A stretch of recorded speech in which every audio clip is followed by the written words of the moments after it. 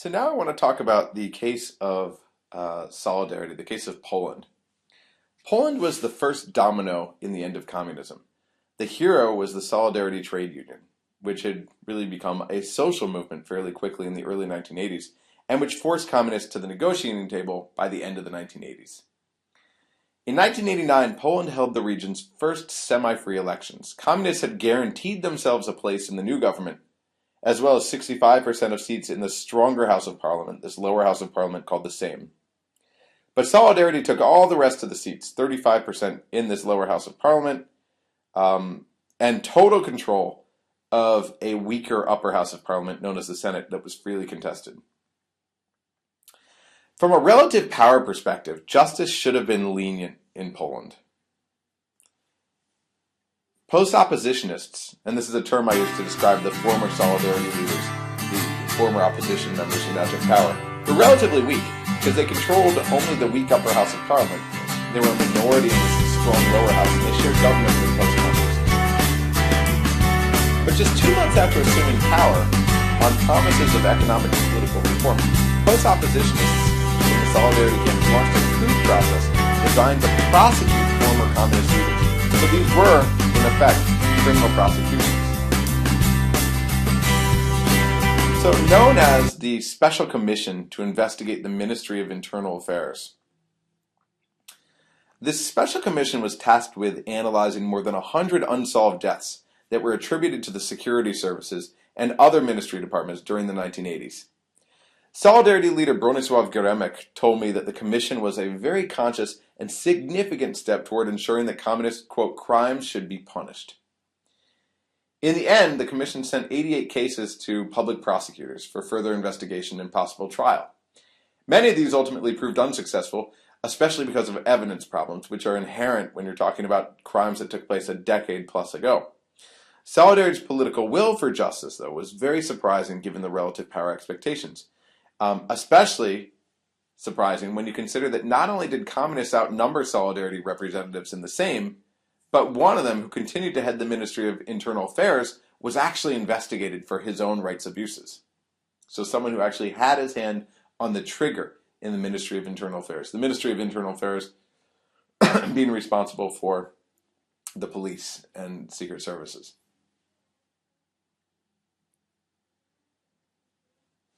So another big surprising thing is that within a year, this initiative was gone. And this was most vivid in a bill that Solidarity leaders in the Senate put forward that would extend the mandate of the Chief Commission for the Investigation of Hitlerite Atrocities, we'll call it by its Polish acronym GK, to include all communist-era crimes through 1989.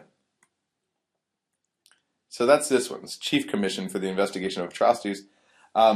It used to be for the investigation of Hitlerite atrocities, and then it was changed in 1991 to the investigation of atrocities against the Polish people. Now, what that meant is that it wasn't just about World War II abuses, but it was also now about abuses during the communist era. Solidarity leaders in the Senate wanted to expand this GK, this commission. But their own members in the Sejm made sure that the crimes would stop very early on. They wouldn't go all the way up till 1989, but they would stop at 1956. So Solidarity at this point was split along institutional lines. So why? Well, the first answer is the economy. Let me see if I've got a slide for this. You can look at this while I talk about this. No. The investigative commission launched in the summer of 1989 happened before Solidarity members in the Sejm needed the support of communist legislators to produce the expected public goods, political goods, which were economic reform legislation. So Solidarity members came in 1989, and bam, before they even got to the economic agenda, they pursued justice. By the time this legislation was initiated, this GK legislation, which involved prosecutions, same anti-communist members, so from the post-Solidarity political camp, needed political goodwill from their communist colleagues to guarantee the continuity of economic reforms already underway. Remember, the communists controlled, or post-communist associates controlled 65% of the Sejm. So if you were a Solidarity member in the Sejm, you couldn't pass economic reforms without getting the post-communists in bed with you. And so the post-opposition members in the Sejm backed away from pursuing rights violations that would go all the way up to 1989. They limited justice to pre-1957 violators, which would mean that most of those violators were dead or retired. They hoped to shield those post-communists who were still in power and then in turn minimize the risk of legislative deadlock in this critical sphere of economic reform.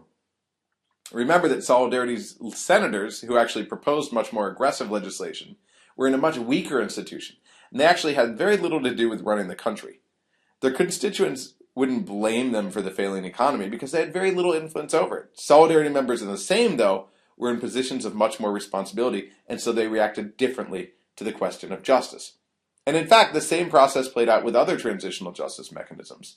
Solidarity senators proposed aggressive measures for reconciliation and compensation to deal with former combatants.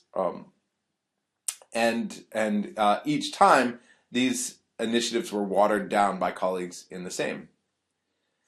Even after anti-communist oppositionists consolidated their grip on power in elections in 1991, they didn't move to strengthen justice. So the post-Solidarity camp took power from 1991 to 1993, but they were not aggressive in justice. They were less aggressive than they had been before 1991.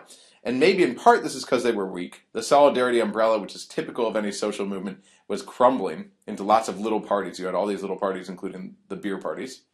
But it was also because whoever didn't focus on the present was pushed out of power.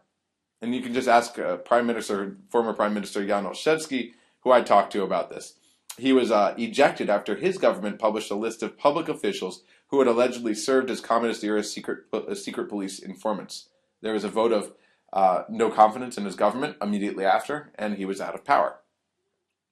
It was only when center-right forces, known as the AWS, the Akcja Wyborcza Solidarności, or Solidarność, took power in 1997, following 4 years when Parliament was controlled by former communists, that they launched a bill to authorize a new Institute of National Remembrance, which absorbed that GK that I just talked about, to investigate and prosecute crimes committed all the way up to 1989. So when the center-right takes power only in 1997, 8 years after the transition began, they renewed these aggressive justice efforts. And not coincidentally, this was also a time of relative prosperity, when Poland was hailed as Central Europe's tiger economy, which means that these elites in AWS were much less constrained. They were less burdened with demands for creating beneficial economic conditions than they had been in 1991. And they had more room to maneuver. The public was more tolerant now. So very important. So this, again, this suggests that the strategic argument really does have a lot of play.